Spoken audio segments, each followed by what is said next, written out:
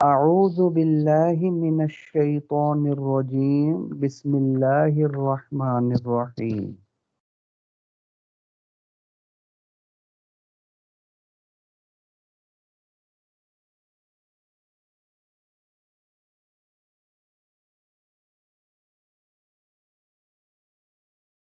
اچھا جی، بسم اللہ الرحمن الرحیم۔ بات چل رہی تھی کیا مطلق ہی رہے گا، اس کو حدیث خبر واحد یا قیاس کی وجہ سے اس کو مقید نہیں کیا جائے گا۔ اس کی اگلی مثال قرآن مجید سے 28واں پارہ اگر آپ دیکھیں تو اس کے شروع میں ہی آ جاتا ہے والذین یظاہرون منکم من نسائہم، جو لوگ اپنی بیویوں سے زہار کرتے ہیں۔ زہار کا کیا مطلب ہے؟ اس کو کہہ دیا کہ تو جو ہے نا اپنی بیوی کو کہتا ہے میری ماں کی پشت کی طرح ہے، اس قسم کا کوئی لفظ بول دیا یا ایسے عضو کے ساتھ تشبیہ دے دی، ٹھیک ہے نا، جو اس میں جس کو دیکھنا حرام ہے، ٹھیک ہے، تو یہ زہار بن جائے گا۔ تو یہ باب الزہار آپ وہ جو پڑھیں گے فقہ میں اس سے پوری تفصیل آ جائے گی۔ اب اگر کوئی شخص اپنی بیوی سے زہار کرتا ہے تو اللہ تعالیٰ نے قرآن مجید میں 28ویں پارے میں اس کا حکم بیان فرمایا ہے والذین یظاہرون منکم من نسائہم، جو لوگ اپنی بیویوں سے زہار کرتے ہیں، ثم یعودون لما قالوا، پھر وہ بعد میں بیچارے پریشان ہو جاتے ہیں اور وہ اپنی بات کو واپس لینا چاہتے ہیں، تو اس کا طریقہ یہ ہے کہ اب وہ کفارہ 3 میں سے کوئی ایک ادا کریں گے تب بیوی کے قریب آ سکیں گے، ورنہ نہیں، ورنہ بیوی کے قریب آنا حرام ہے۔ یہ ایسا گندا جملہ بیوی کو بولا ہے۔ اچھا وہ کون 3 میں سے وہ کون سے وہ 3 احکام جو شریعت نے دیے ہیں، ان میں سے کسی ایک کے اوپر عمل کرنا ضروری ہوگا۔ نمبر 1، فتحریر رقبۃ من قبل ان یتماسا، سب سے پہلے یہ کہ اگر ان کے پاس غلام موجود ہے تو فتحریر رقبۃ، غلام آزاد کریں، من قبل ان یتماسا، بیوی کو چھونے سے پہلے پہلے غلام آزاد کریں۔ غلام آزاد کرنے کے بعد بیوی کے قریب آ سکتا ہے، اس کو چھو سکتا ہے، اس کے بغیر نہیں، اس کے بغیر بیوی کو چھونا حرام ہے، حرام۔ یہ 28واں پارہ۔ اچھا اگر غلام موجود نہ ہو پاس، جیسے آج کل غلام ہی نہیں ہے، تو پھر فمن لم یجد فصیام شہرین متتابعین، اگر غلام موجود ہی نہیں ہے پاس تو اب کیا کرے گا؟ پھر فمن لم یجد فصیام شہرین، پھر یہ 2 مہینے، فصیام شہرین متتابعین، 2 مہینے کے مسلسل روزے رکھے گا، من قبل ان یتماسا، بیوی کو چھونے سے پہلے پہلے، سمجھے؟ اب اس میں من قبل ان یتماسا کی قید لگی ہوئی ہے، بیوی کو چھونے سے پہلے پہلے اس کے لیے مسلسل 60 روزے رکھنا ضروری ہے۔ فرض کر لو وہ بیچارہ ایسا بیمار ہے یا اتنا بوڑھا ہے کہ روزے رکھنے کی اس کو سکت نہیں ہے، رکھ ہی نہیں سکتا، ڈاکٹر نے اس کو بتا دیا، ماہر دین دان ڈاکٹر نے روزہ رکھنے کی قدرت اس کو نہیں ہے، اب یہ کیا کرے؟ اس کیس میں اللہ تعالیٰ فرماتے ہیں اگر اس کی سکت نہ ہو روزہ رکھنے کی، پھر وہ تیسرے والا کفارہ ادا کرنا ہوگا۔ وہ کیا؟ فَمَن لَّمْ يَسْتَطِعْ فَإِطْعَامُ 60 مسکینہ، پھر 60 مسکینوں کو کھانا کھلانا ہوگا۔ یہ کفارہ جب تک ادا نہیں کر دیتا تب تک بیوی کے قریب نہیں جا سکتا۔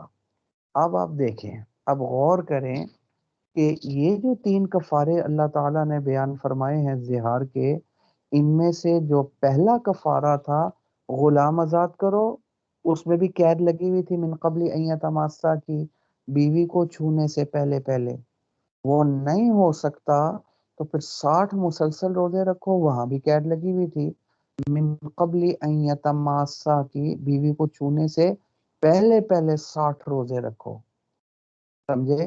لہذا بیوی کو چھونے سے پہلے پہلے 60 مسلسل روزے رکھنا ضروری ہے، کیونکہ من قبل یہ تماسا کی قید لگی ہوئی ہے، یہ مقید ہے، تو مقید کو مقید رکھتے ہوئے عمل کرنا ضروری ہے۔ تو بیوی کو چھونے سے پہلے پہلے 60 مسلسل روزے رکھنا اس مظاہر کے لیے ضروری ہے۔ لیکن اگر اس نے یوں کیا 50 روزے رکھ لیے یا 55 رکھ لیے یا 59 رکھ لیے، 59 روزے رکھ لیے، اس کے بعد بیوی کے قریب آ گیا، بیوی سے صحبت کر لی، سمجھے؟ اب اس کو دوبارہ سے 60 مسلسل روزے رکھتے ہیں۔ کیوں؟ کیونکہ اللہ تعالیٰ نے یہاں قید لگائی ہوئی تھی روزے میں من قبل تماسا کی، کہ بیوی کو چھونے سے پہلے پہلے 60 مسلسل روزے رکھے۔ یہاں من قبل تماسا قید لگی ہوئی ہے، تو جب قید لگی ہوئی ہے تو مقید ہے، مقید کو مقید رکھتے ہوئے عمل کرنا ضروری ہے۔ لیکن اگر روزہ رکھنے کی طاقت موجود نہیں ہے تو پھر 60 مسکینوں کو کھانا کھلائے۔ جب یہ فَإِطْعَامُ 60 مسکینہ، یہاں من قبل تماسا کی قید اللہ تعالیٰ نے نہیں لگائی۔ جب اللہ نے نہیں لگائی تو یہ مطلق ہے، اس میں قید نہیں لگی ہوئی، اور ہمارے نزدیک مطلق کو مطلق ہی رکھا جائے گا، اس میں قید نہیں لگائی جائے گی من قبل ان یتماسا کی، پہلے 2 کفاروں کو دیکھتے ہوئے کہ وہاں قید لگی ہوئی تھی لہذا یہاں بھی لگا دو، جیسا کہ امام شافعی رحمت اللہ علیہ، امام احمد ابن حنبل رحمت اللہ علیہ اور امام مالک رحمت اللہ علیہ فرماتے ہیں۔ تینوں امام یہ فرماتے ہیں، کیا فرماتے ہیں کہ جیسے وہ غلام والا کفارہ وہ بھی تو زہار والا کفارہ ہے، اور جیسے یہ روزے 60 مسلسل روزوں والا کفارہ وہ بھی تو زہاری کا کفارہ ہے، اور 60 مسکینوں کو کھانا کھلانا یہ بھی کفارہ، وہ بھی کفارہ، وہ 2 بھی کفارے، اور یہ جو مسکینوں کو کھانا کھلانا یہ بھی کفارہ، وہ بھی زہار والے کفارے، یہ بھی زہار والا کفارہ۔ تو جب وہاں من قبل یہ تماسا کی قید لگی ہوئی ہے تو اس کے اوپر قیاس کرتے ہوئے یہاں بھی قید لگا دو، کیونکہ یہ بھی تو کفارہ ہی ہے اور زہاری کا ہے، وہاں اللہ تعالیٰ نے لگائی ہے تو پھر یہاں بھی لگنی چاہیے اس کے اوپر قیاس کرتے ہوئے۔ لہٰذا بیوی کو چھونے سے پہلے پہلے 60 مسکینوں کو کھانا کھلائے گا تب تو کفارہ ادا ہو جائے گا، لیکن ابھی 55 کو کھلایا تھا یا 56 کو کھلایا تھا، 60 کو نہیں کھلایا تھا کہ بیوی کے قریب چلا گیا دوبارہ سے 60 کو کھلایا۔ ہم کہتے ہیں نہیں، نہیں، اللہ تعالیٰ نے اس کو مطلق رکھا ہوا ہے، یہاں یہ قید نہیں لگی ہوئی کہ بیوی کو چھونے سے پہلے 60 مسکینوں کو کھانا کھلائے، تو جب قید نہیں لگی ہوئی تو مطلق کو مطلق ہی رکھیں گے۔ لہٰذا اگر کسی نے 30 کو یا 40 مسکینوں کو کھانا کھلا دیا اور کھلانے کے بعد بیوی کے قریب چلا گیا، اب دوبارہ سے 60 کو کھلانا ضروری نہیں ہے، باقی جو 20 رہ گئے ان کو کھلا دے، کیونکہ یہاں من قبل تماسا کی قید نہیں لگی، یہ مطلق ہے۔ تو جو مطلق ہے تو اس کو مطلق ہی رکھا جائے گا، ان 2 کے اوپر قیاس کرتے ہوئے قیاس کی وجہ سے اس پر قید کا اضافہ نہیں کیا جائے گا، مطلق مطلق ہی رہے گا، مقید مقید ہی رہے گا۔ بات میرا خیال میں کلیئر ہو گئی جی، ٹھیک ہے نا؟ اب اس کو ذرا آپ لفظوں میں بھی ملا لیں۔ قال ابو حنیفہ رحمہ اللہ، امام صاحب رحمۃ اللہ علیہ نے فرمایا یہ اگلی مثال ہے، مطلق مطلق ہی رہے گا، قیاس کی وجہ سے، خبر واحد کی وجہ سے اس کو مقید نہیں کریں گے۔ اس کی اگلی مثال المظاہر، ظہار کرنے والا، اذا جامع امرأتہ، جب اس نے اپنی بیوی سے جماع کیا یعنی صحبت کی، فی خلال الاطعام، وہ جو کفارہ ادا کر رہا تھا کھانے والا، تو مسکینوں کو کھانا کھلانے کے درمیان میں ہی اس نے بیوی کے قریب چلا گیا، ابھی 60 کو کھانا نہیں کھلایا تھا، تو کیا دوبارہ سے 60 کو کھانا کھلانا ضروری ہے؟ امام صاحب رحمۃ اللہ فرماتے ہیں لا یستانف الاطعام، نئے سرے سے 60 کو کھانا کھلانا ضروری نہیں، بقیہ جو رہ گئے ان کو کھلا لے، کیونکہ چھونے سے پہلے پہلے 60 کو کھانا کھلانا ضروری نہیں۔ کیوں؟ یہ لأن دلیل، لأن الکتاب مطلق فی حق الاطعام، جو کھانا کھلانے والا کفارہ اللہ نے ذکر فرمایا ہے قرآن مجید میں، تو اس کھانا کھلانے والے کفارے میں اللہ تعالی نے اس کفارے کو مطلق رکھا ہے قرآن مجید میں۔ مطلق کا کیا معنی؟ اس میں من قبل ان یتماسا کی قید نہیں لگائی، تو جب یہ مطلق رکھا ہے تو فلا یزاد علیہ شرط عدم المسیس، لہذا اس پر زیادتی نہیں کی جائے گی، اس پر اضافہ نہیں کیا جائے گا، اس پر قید نہیں لگائی جائے گی، شرط عدم المسیس، من قبل ان یتماسا کی قید لگا کر، عدم مسیس یا نا من قبل ان یتماسا کی قید اپنی طرف سے لگا کر اس مطلق کو مقید نہیں بنایا جائے گا۔ اور کیوں لگائیں گے اپنی طرف سے؟ بالقیاس علی الصوم، روزے پر قیاس کرتے ہوئے۔ یہ بھی اللہ تعالیٰ نے 60 مسلسل روزے جو ہیں بیوی کو چھونے سے پہلے پہلے، وہ بھی تو زہاری کا کفارہ بیان فرمایا ہے، یہ بھی زہار کا کفارہ ہے، تو وہاں اگر من قبل تماسا ہے یہاں بھی لگنی چاہیے۔ یہ قیاس کی وجہ سے سمجھے، اس کھانا کھلانے میں وہ من قبل تماسا کی قید نہیں لگائیں گے، سمجھے؟ کیوں؟ ہم نے پہلے اصول جو مطلق مطلق ہی رہے گا، خبر واحد کی وجہ سے، قیاس کی وجہ سے اس پر قید یا اس پر اضافہ نہیں کیا جائے گا، اس کو مطلق ہی رکھیں گے۔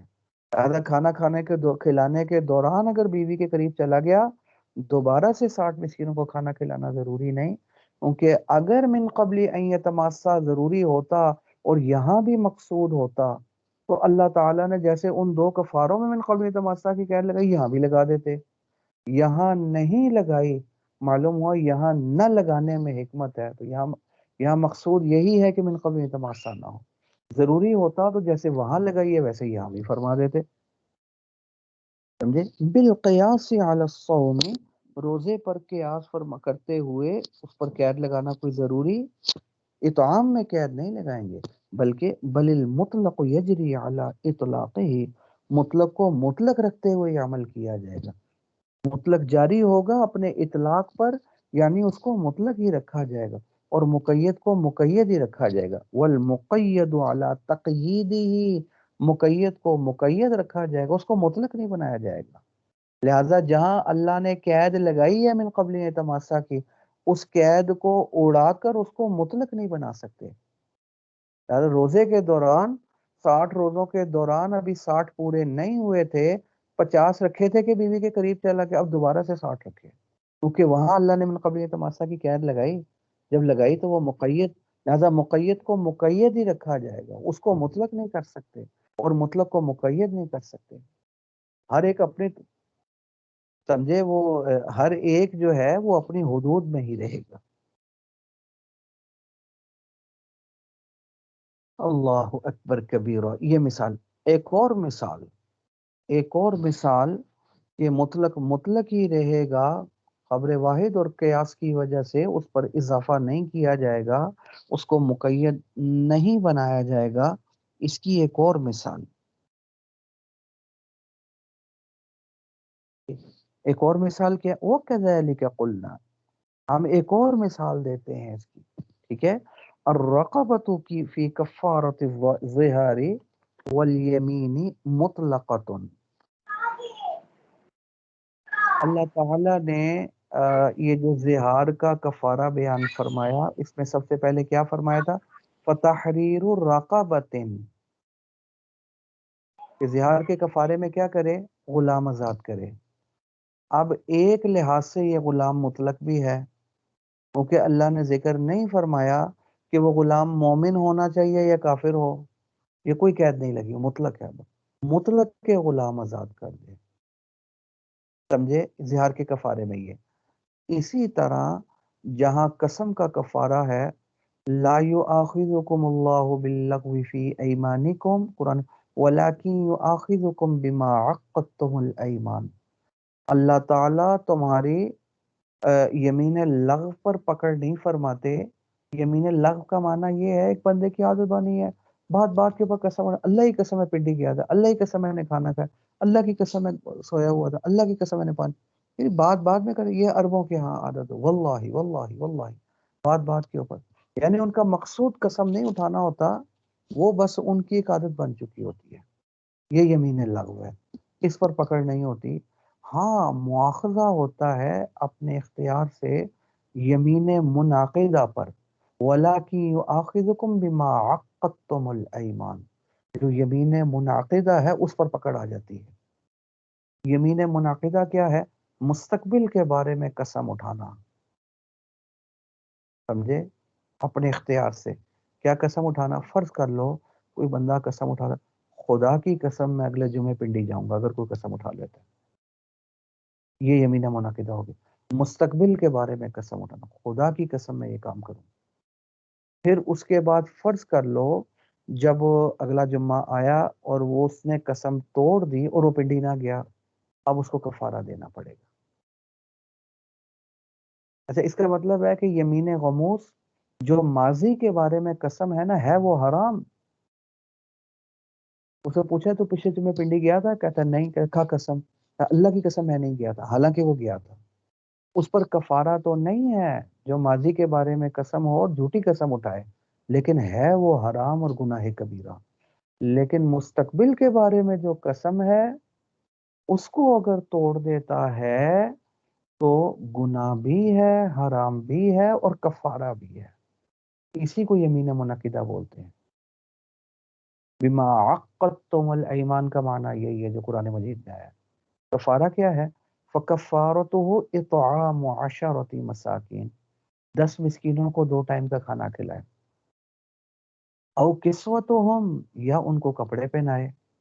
او تحریر رقبہ، یا غلام آزاد کرے. اب اس میں بھی ہے غلام، اب یہ بھی غلام مطلق ہے.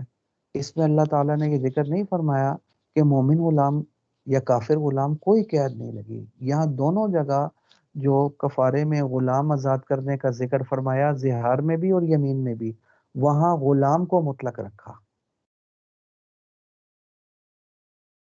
سمجھے؟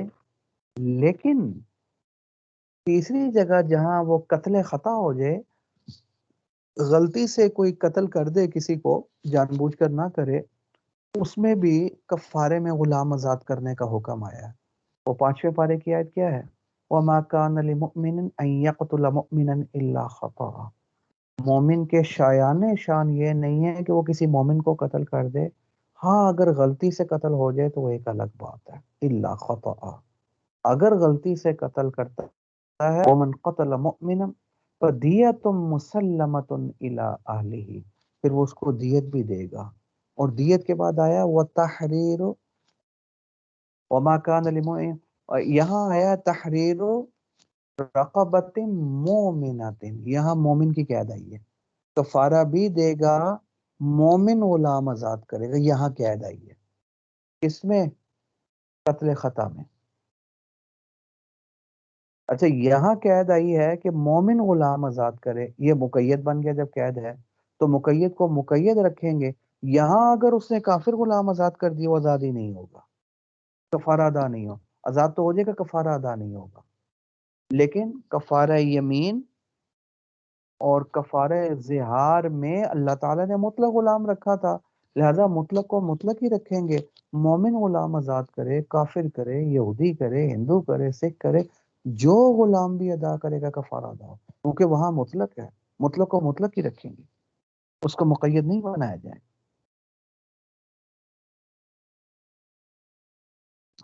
ٹھیک ہوگی بات؟ تو اب اگر جیسا کہ امام شافعی رحمۃ اللہ فرماتے ہیں نہیں، کفارہ زہار میں اور کفارہ یمین کے اندر بھی کیا کیا جائے گا؟ مومن غلام آزاد کرنا ہی ضروری ہے. کیوں؟ کہتے ہیں یہ بھی تو کفارہ ہے. جیسے کفارہ قتل خطا، وہ بھی کفارہ ہے، قتل خطا کا غلام، وہ بھی کفارہ، یہ بھی کفارہ. وہاں اگر مومن کی قید لگی ہوئی، یہاں بھی لگنی چاہیے، کیونکہ یہ بھی تو کفارہ ہی ہے. اس کے اوپر قیاس کر لیا قتل خطا پر امام شافعی رحمۃ اللہ علیہ نے. ہم کیا کہتے ہیں؟ اللہ تعالیٰ نے کفارہ یمین اور کفارہ ظہار کو مطلق رکھا ہے، اس میں مومن کی غلام کے آزاد کرنے کے ساتھ قید نہیں لگائی، جب قید نہیں لگائی تو قیاس کی وجہ سے اس کو مقید نہیں کیا، مطلق مطلق ہی رہے گا، لہذا کوئی سا غلام آزاد کر دیا کفارہ ادا ہو جائے گا۔ آپ اس کو لفظوں میں ملا لیں، وَكَذَلِكَ قُلْنَا الرَّقَبَةُ فِي كَفَّارَةِ الظِّهَارِ، وہ غلام جو ظہار کے کفارے میں ہے، اور یمین کے کفارے، قسم کے کفارے میں اللہ تعالیٰ نے جو غلام کے آزاد کرنے کا حکم فرمایا مطلقۃ، یہ حکم مطلق ہے، ٹھیک ہے؟ تو جب یہ مطلق ہے تو پھر فلا یزاد علیہ شرط الایمان، تو اس پر ایمان والی شرط کا اضافہ نہیں کیا جائے گا، ایمان والی شرط کی قید نہیں لگائی جائے گی، کیوں؟ بالقیاس علی کفارۃ القتل، کفارہ قتل کے اوپر قیاس کرتے ہوئے کہ وہ بھی تو کفارہ ہے جیسے یہ کفارہ ہے، تو وہاں تو اللہ تعالیٰ نے مومن کی قید لگائی ہوئی، لہذا یہاں بھی لگنی چاہیے قیاس کرتے ہوئے، تو قیاس کی وجہ سے اس مطلق پر اضافہ نہیں کیا جائے گا، اس کو مقید نہیں، اس کو مطلق ہی رکھیں گے، لہذا کوئی سا غلام آزاد کر لیا کفارہ ادا ہو جائے گا، لیکن کفارہ قتل خطا میں مومن غلام آزاد کرے گا تو کفارہ ادا ہوگا، ورنہ کفارہ ادا نہیں ہوگا، کیونکہ وہاں اللہ نے قید لگائی ہے، اس کو تو مقید مقید ہی رہے گا، وہاں مومن آزاد کرے گا کفارہ، اور یہاں قید نہیں لگائی ہے مطلق، اس کو مطلق ہی رکھیں گے، کوئی سا غلام آزاد کرے گا تو آزاد ہو جائے گا، تو ہمارا ضابطہ ٹھیک ہو گیا، مطلق مطلق ہی رہے گا اور مقید مقید ہی رہے گا، مطلق کو مقید نہیں کر سکتے اور مقید کو مطلق نہیں کر سکتے، وہاں قید کی رعایت ضروری ہے، یہ اگلی مثال بھی آ گئی، مطلق مطلق ہی رہے گا، مقید مقید ہی رہے گا، وہ اس مثال کے اوپر بھی فٹ آ گیا جی۔ هذا هو المرام واللہ اعلم بحقیقت الکلام، جی اس حوالے سے کوئی چیز پوچھنی تو نہیں ہے آپ لوگوں نے؟ کلیئر ہو گئی؟